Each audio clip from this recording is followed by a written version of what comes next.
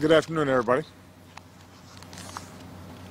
In the Netherlands, Malaysia, Australia, and countries around the world, families are still in shock over the sudden and tragic loss of nearly 300 loved ones, senselessly killed when their civilian airliner was shot down over territory controlled by Russian-backed separatists in Ukraine. These grieving families and their nations are our friends and our allies. And amid our prayers and our outrage, the United States continues to do everything in our power to help bring home their loved ones, support the international investigation, and make sure justice is done. Since the shootdown, however, Russia and its proxies in Ukraine have failed to cooperate with the investigation and to take the opportunity to pursue a diplomatic solution to the conflict in Ukraine. These Russian-backed separatists have continued to interfere in the crash investigation and to tamper with the evidence. They have continued to shoot down Ukrainian aircraft in the region. And because of their actions, scores of Ukrainian civilians continue to die needlessly every day. Meanwhile, Russia continues to support the separatists and encourage them and train them and arm them. Satellite images, along with information we've declassified in recent days, show that forces inside Russia have launched artillery strikes into Ukraine, another major violation of Ukraine's sovereignty.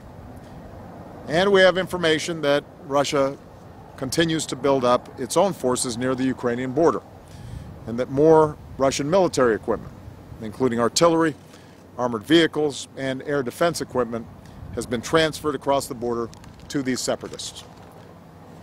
Now, since the beginning of the crisis in Ukraine, the United States has worked to build a strong international coalition to support Ukraine, its sovereignty, its territorial integrity, its right to determine its own destiny, and to increase the pressure on Russia for actions that have undermined Ukraine's sovereignty, territorial integrity, and ability to make its own decisions. The core of that coalition is the United States and our European allies. In recent days, I've continued to coordinate closely with our allies and our partners to ensure a unified response to the shootdown of Malaysian Airlines Flight 17 and Russia's continued arming of the separatists. And I've spoken several times with Prime Minister Rutte of the Netherlands and Prime Minister Abbott of Australia. Yesterday, I had a chance to speak with Prime Minister Cameron of the United Kingdom, President Hollande of France, Chancellor Merkel of Germany, and Prime Minister Renzi of Italy. We are united in our view that the situation in Ukraine ought to be resolved diplomatically, and that a sovereign, independent Ukraine is no threat to Russian interests. But we've also made it clear, as I have many times, that if Russia continues on its current path, the cost on Russia will continue to grow. And today is a reminder that the United States means what it says. And we will rally the international community in standing up for the rights and freedom of people around the world. Today, and building on the measures we announced 2 weeks ago, the United States is imposing new sanctions in key sectors of the Russian economy: energy, arms, and finance. We're blocking the exports of specific goods and technologies to the Russian energy sector. We're expanding our sanctions to more Russian banks and defense companies. And we're formally suspending credit that encourages exports to Russia and financing for economic development projects in Russia. At the same time, the European Union is joining us in imposing major sanctions on Russia, its most significant and wide-ranging sanctions to date. In the financial sector, the EU is cutting off certain financing to state-owned banks in Russia. In the energy sector, the EU will stop exporting specific goods and technologies to Russia, which will make it more difficult for Russia to develop its oil resources over the long term. In the defense sector, the EU is prohibiting new arms imports and exports and is halting the export of sensitive technology to Russia's military users. And because we're closely coordinating our actions with Europe, the sanctions we're announcing today will have an even bigger bite. Now, Russia's actions in Ukraine and the sanctions that we've already imposed have made a weak Russian economy even weaker. Foreign investors already are increasingly staying away. Even before our actions today, nearly $100 billion in capital was expected to flee Russia. Russia's energy, financial, and defense sectors are feeling the pain. Projections for Russian economic growth are down to near zero. The major sanctions we're announcing today will continue to ratchet up the pressure on Russia, including the cronies and companies that are supporting Russia's illegal actions in Ukraine. In other words, today, Russia is once again isolating itself from the international community, setting back decades of genuine progress. And it doesn't have to come to this. It didn't have to come to this. It does not have to be this way. This is a choice that Russia, and President Putin in particular, has made.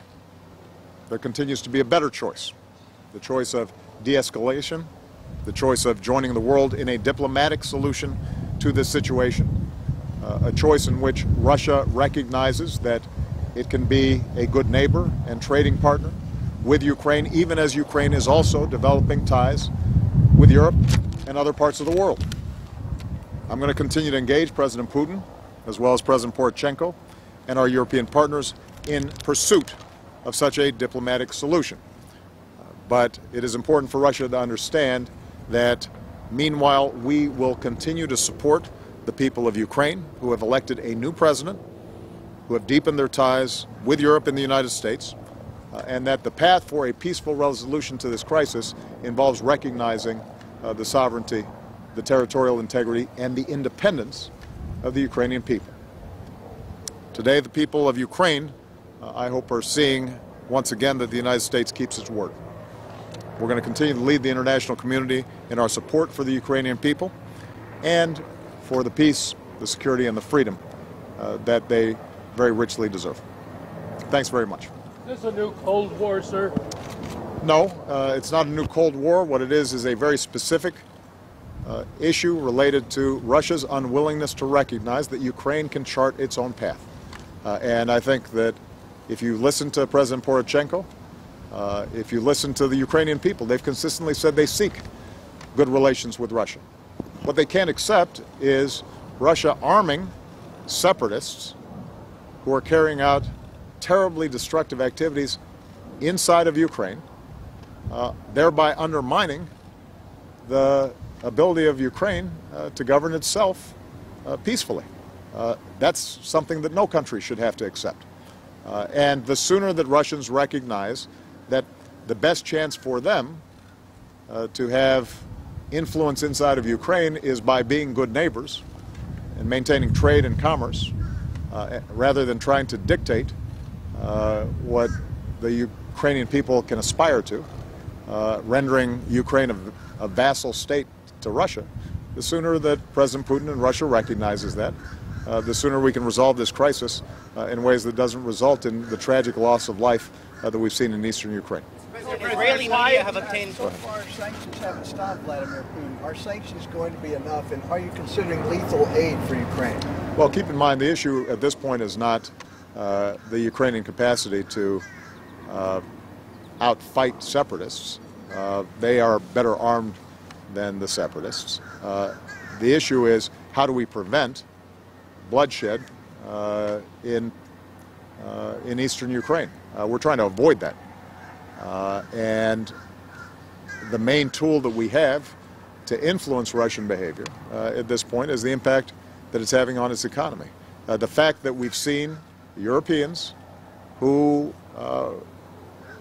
have real legitimate economic concerns in severing certain ties with Russia stepping up the way they have today, I think is an indication of both the waning patience that Europe has with nice words from President Putin that are not matched by actions, but also a recognition as a consequence of what happened with the Malaysian Airlines flight that it is hard to avoid the spillover of what's happening in Ukraine impacting Europeans across the board. And so We think that the combination of stronger U.S. and European sanctions is going to have a greater impact on the Russian economy than we've seen so far.